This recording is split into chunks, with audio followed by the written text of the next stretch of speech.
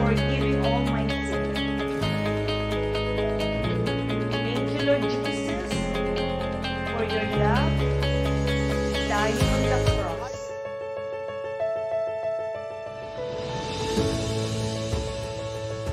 Lord Jesus, be my Lord, be my Savior, and be my Master. Thank you, Lord Jesus. Holy Spirit, thank you for your fellowship right now.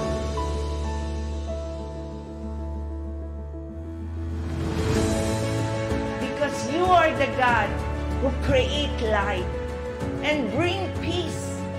You are the God who establish everything, Lord God. Protect every one of us.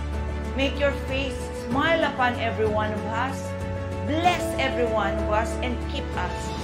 May you lift up your countenance and give everyone your shalom. Please seal our prayer. The glory, honor, praises, power belongs to you before all time, now and forever.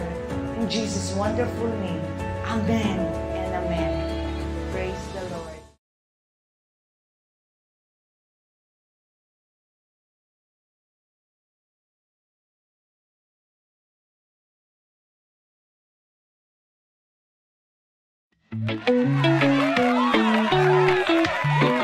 Hi, Pangga! Tayo pa rin pong istasyong same, pero... Pangga, we are number 106.7 Energy FM. Pangga, huwag mo sabihin radyo. Sabihin mo... Energy! Hi! Sa magandang morning sa inyong lahat. Siyempre naman, oras muna natin. Sabihin ka pa lang, check your time. 28 minutes. Makaraan po ang alas 9 ng nagmamagandang umaga. 9:28 Cambots. Para sa inyong lahat, mahal ko, Pangga, ka-baby ko. Kamusta naman po yung mga Pangga po natin na talaga naman po nagbabanat pa rin ang buto hanggang sa mga oras na ito. Actually, sisimulan pa lang po nilang kanilang mga araw. Sisimulan natin sa ating pagtatrabaho. In all fairness naman po sa atin. Okay lang yan.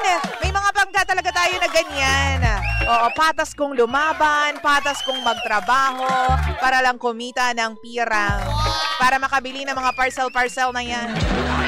Para maka-order pa rin, para add to cart pa din. Diba? Wala namang problema doon as long as, syempre, yung pera mo yung iyong ginagastos, diba? At hindi ka nakaka-perwisyo sa ibang tao. Yun yun. Ikaw kasi kung ano-anong iniisip mo eh. Pero alam mo ba, Pangga, don't you think it's time to make a change? Gawin nating exciting ang mga bagay-bagay, diba? Ay nako, gawin nga nating exciting ang buwan ng October gamit syempre ang Bingo Plus! Sa ₱1 lang, iba't ibang games na ang pwede mong laruin. Hindi lang yan, kasi may chance ka pang manalo ng laptop, cellphone o sasakyan. Kaya san ka pa, di ba? Kaya download na the Bingo Plus app now on Play Store or Apple App Store or watch our live streaming at bingoplus.com. Tandaan, PAGCOR license ng Bingo Plus, kaya safe and secure ang paglalaro mo anytime, anywhere. Diba? Alam mo na ha, dito sa Bingo Plus, bingo sa saya plus sa panalo. Gambling is for 21 years old and above only. Gambling can be addictive. Know when to stop. Naka-energy na ba ang lahat? Ay nako, hello naman sa lahat ng mga kumikembo dyan. Talaga naman pong gusto ng mga exciting na ganap. At talaga naman pong yun po ang bumubuhay sa kanilang mga katawang lupa. Kung excitement pa rin po ang hanap mo, eto na nga ha, 1 linggo na lang at 2025 Music Festival Swing for the Filipino Sports Dream na.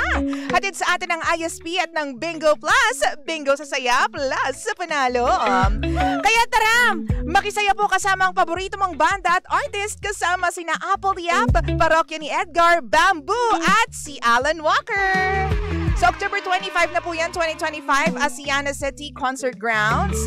Ito po ay hatid sa inyo ng Bingo Plus. Bingo sa saya plus sa panalo. Lindsay! Good morning, Pangga! Good morning! Baby Toby! Good morning, Pangga! Good morning! Saan ka na naman galing, ano? Kasi nga naman, Sumiar ako. Ang dami ko na nasabi, Toby. Wala ka man lang ambag. Bakit ba? Sumiar nga ako. Bakit ba? Hello po sa mga nasa CR ngayon. Tinawag ko ng kalikasan Ay, eh. okay. Yak! Alam mo naman, pag tinatawag tayo ng kalikasan, kailangan natin pumunta. Oo. Dahil kung hindi, yari tayo, mga ngamoy. Alam mo, Oh. nakaka-touch lang isipin na meron tayong mga pangga na kahit saan sila pumunta sa parte ng bahay nila, dala-dala nila yung radyo nila at nakikinig sila sa Ay, wow. atin. Yung iba, cellphone. Cellphone, Oo. nanonood sila sa atin. Tapos, alam mo, yun nga yung ultimate expression of pag-ibig at pagmamahal and support. Yung tipong kahit nasa CR ka, nagdadasal ka, o di kaya naman naliligo ka, nakikinig ka pa rin sa Radyo pa background rin. mo. Oo. Naka-Energy FM ka pa rin. Dapat lang naman. Dahil kung Diba? hindi, tutubuhan kayo ng kulugo sa esophagus. Ano ba yan? Nakakaloka naman yun. Dapat lang, kasi baka mamaya masunog yung bahay nyo. Uy, mas grabe ka naman. Pero ito walang halong joke ha. Alam mo, talagang nahabag yung puso ko at saka yung Bakit? pakiramdam ko. Nung isang araw kasi I was watching the news. Tapos alam mo ba, merong isang naging sunog dito sa paligid natin na ang pinakamasakit dito, just to cut the story short, Baby Toby, ang pinakamasakit dito, nasunog yung buong bahay, yung buong compound. Okay. Tapos, yung nanay at tatay wala nung time na nasusunog Naku yung compound because they had to work. Naku So po. pumasok sila sa trabaho, naiwan yung 3 anak nila sa mga Ouch. kamag-anak. Ito ang pinakamalalang part, Baby Ano? Toby. Nung nasusunog na yung buong compound at nasa labas na yung mga kamag-anak, hinahanap ngayon yung 3 anak. Nako, naiwanan. Ang pinakamasakit, wag mo naman munang spoil ako. Ay, sorry naman. Ang pinakamasakit dito, Baby Toby, kahit anong hanap nila, hindi nila magawa. Na-confirm na lang ng mga bombero na naiwan nga yung 3 bata doon sa loob ng compound, doon sa loob ng bahay. Bata pa? Bata pa sila, parang nasa 10, 7, and 2 yata. Kung hindi ako nagkakamali, sorry, correct me if I'm wrong. Murang edad. Alam mo, sobrang parang halos mabaliw yung mga magulang kasi nga, alam mo yung bilang nanay na rin ako na naramdaman ko yung sakit, yung pain, na umalis ka ng bahay mo para makapagtrabaho at makapag-provide ng magandang future para sa mga anak mo. Pero, alam mo yung gugulantangin ka ng call na nasusunog yung bahay at ang worst is hindi makita yung mga anak mo. Yun pala, naiwan sa loob. At na-confirm nga ng mga bombero na nandun nga yung mga bata, nilabas, sunog na. Ang sakit sa puso nun, no? Ako, hindi pa ako magulang, ha? Wala pa akong anak, ha? Pero, like, for example, meron naman akong mga pamangkin, meron akong Yung mga naalagaan. Anak mo, naalagaan ko rin, di True, ba? totoo yan. Kapag, kunwari, isa sa kanila, wag naman sana, no? Oo. Nako, sana naman po, Lord, wag po, please. Wag po. Ang sakit-sakit na rin talaga sa puso. Ang sakit sa Sobrang damdamin. sakit. Oo. Ultimong magkasugat pa nga lang, eh. Oo. Magkasugat sila, mauntog sila, mabagok sila, di ba? Wag naman mabagok, be. Like, for example, yung nangyari, di ba? Nangyari naman talaga to, mahuhulog sila sa sa kama. Dahil sa kakulitan. Kakulitan, di ba? Yun pa nga lang, masakit na agad sa puso. What more pa True. kaya yun? Masunog. Alam mo yung biruin mo yun, dalawa sila, mag-asawa sila, umalis sila because kailangan nila mag-work to provide. Para sa mga anak nila yung ginagawa Para sa nila. future. Para sa future. Oo. Pero paano kung yung dahilan ng pagtatrabaho mo at pagbabanat mo ng buto, wala na. Nako. Diba? Ang sakit, Alam mo, ang saklap nun. sobrang sakit Trauma lang yun, trauma. nung part na nagsitakbuhan. Sorry medyo ang ano lang kasi ng imagination ko Nagtakbuhan lahat, tapos hindi nyo nakita, hindi ninyo naisip na kunin man Bata. lang, o katukin man lang yung mga bata. May mga nagbabantay ba dun sa mga bata? Malamang kasi puro kamag-anak nga yung kasama nila So, dun sa kamag-anak. bahay. So, Oo. bakit hindi naisip ng mga kamag-anak na unahin muna yung Hindi nga natin alam. Kaya naman sa Siguro- mga oras na ito, nasa kabilang linya si... Siguro nataranta, Oh. di ba? Sobrang taranta. Sobrang na taranta. Yung utak nila medyo ang naiisip nila na alis muna ako dito, alis na ako, nasunog na. Yun yung Siguro- pumapasok sa utak nila. Well, just to save their side naman. Feeling ko iniisip nila or inassume nila na nakuha na ng ibang kamag-anak yung 3 bata. Na nandiyan na sila na hindi nila alam. Walang wala kumuha. pa. Oo. 'Di ba? Ang sakit lang talaga. Isipin mo kapag ikaw yung nandun, no, batang-bata ka pa lang, kumbaga kahapon naglalaro ka, di ba? Talagang nakikipaglaro ka pa ng sabihin na natin, tumbang preso sa mga kalaro mo, naghahabulan kayo, hindi mo kayo, nag-Roblox kayo, di ba? Tapos ngayon, kinabukasan, na yun na pala. Wala na, last na pala yun. Last no? na pala yun. Basta ang sakit-sakit lang sa puso ng isang ina at syempre ng isang ama na ganun yung mangyari. Sobra. Devastated sila. Alam mo, meron ako nakitang video, talagang inaangat niya pa yung pader na gumiba, na hinahanap niya yung anak niya doon. Kaya. Tapos meron isang nanay, no? Yung nanay pala, napanood ko rin na bakit sila pa. Oo. Correct me if I'm wrong sa mga sinabi nila, ha? Kasi yun yung narinig ko, not verbatim man, pero yun yung thought, no? Bakit sila pa? Bakit ngayon pa? Sa sunog ganun? din yan. Diba? Sunog. Sakit. Ay, nako. 9:36 na po na nagmamagandang umaga. Pero sige, bilang ang pinag-uusapan natin yung mga kabataan. Pero kahapon pa natin pinag-uusapan yung mga kabataan. Oo nga eh. Oo. Siguro magkakaanak na ako. What if, no? Baka buntis ulit ako. Uy! Hindi! Ay, ninang na naman ako. This time lalaki naman. Napapangalan mo na talaga Toby or Andrew. Charot-charot lang. Paano mangyayari yon? Anyway, alam mo ba na merong uso pala ngayon na word? Well, hindi siya uso, pero may ginagamit na term pala ngayon ang mga kabataan. Ay, kabataan? Di ko alam yan. Kapag ang pinag-uusapan is normal fashion. Normal fashion. Kasi ito, for context lang, ikikwento Okay. ka na. I have to make kwento. Kasi nakita ko yung isang clip ng SB19. Okay, SB19 yan, P-pop Kings yan kung hirangin dito sa Pilipinas. Anyway, so, nasa isang street, parang tinanong sila ng isang guy kung ano yung suot nila. Kasi uso yan, di ba? Uso ngayon yun. For social media content. What are you wearing or who are you wearing? Wow, who Kasi talaga, ibig who? sabihin, kung sino yung Designer. gumawa ng designer na sikat. Okay. Anyway, so, lahat ng may mini-mention nila is mga bigating brands. Mga Balenciaga, lalo na si Philip yan. Talagang Balenciaga all the way. Even underwear. Wow. Ngayon, pagdating kay Pablo, Pablo is parang the pinuno. Nag-iba ang ihip ng hangin. So, paano nag-iba? Kasi si Pablo, what are you wearing? Checkered polo, tapos pantalon, pants, and just white simple shoes. Normcore all the way. Normcore all the way. Normcore. So, I had to research. Sabi ko, ano yung brand na Normcore? Bilang Mosang. Wow. Brand talaga. Anong brand yung Normcore? Hindi pala brand yon, Baby Toby. Ano yun? Normcore, yung ginagamit nilang term or word para doon sa normal hardcore.